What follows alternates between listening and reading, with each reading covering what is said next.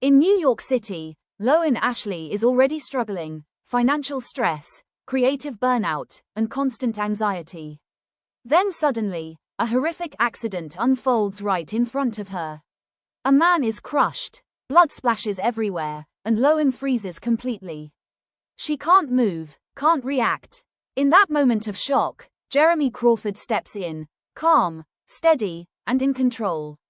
He helps her, grounds her, and becomes the only stable presence in chaos.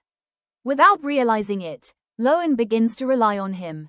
Verity Crawford approaches her with an offer. His wife, Verity Crawford, can no longer complete her book series, and he wants Lowen to finish it. He invites her to stay at their home and use Verity's notes. The Crawford house is quiet, isolated, and unsettling. It doesn't feel peaceful, it feels empty. Lowen begins to feel like she doesn't belong there, like she's stepped into someone else's life. While searching for notes, Lowen discovers a hidden manuscript, an autobiography written by Verity.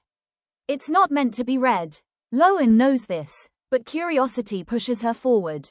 As she begins reading, she crosses a line. This isn't just research anymore. This is intrusion into Verity's private mind.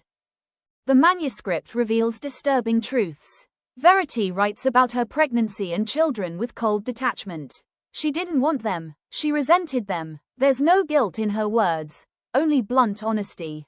Lowen is disturbed, even disgusted. But instead of stopping, she keeps reading. Her curiosity grows stronger than her discomfort, turning into a need to uncover the full truth. At the same time, Lowen and Verity grow closer.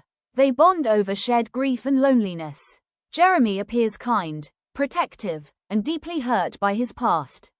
Lowen begins to fall for him. Slowly, she starts taking Verity's place, emotionally and physically.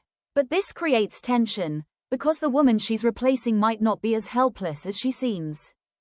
The manuscript becomes darker. Verity describes favoring one child and emotionally neglecting the other. She even implies she allowed harm to come to her child. One scene suggests a near drowning that may not have been accidental. The lack of guilt in her writing is chilling. Lowen begins to see Verity not as a victim, but as a threat. Lowen becomes obsessed. She isolates herself, staying inside the house, constantly reading and watching Verity. Every sound feels threatening. She locks doors, questions everything, and slowly loses her sense of control.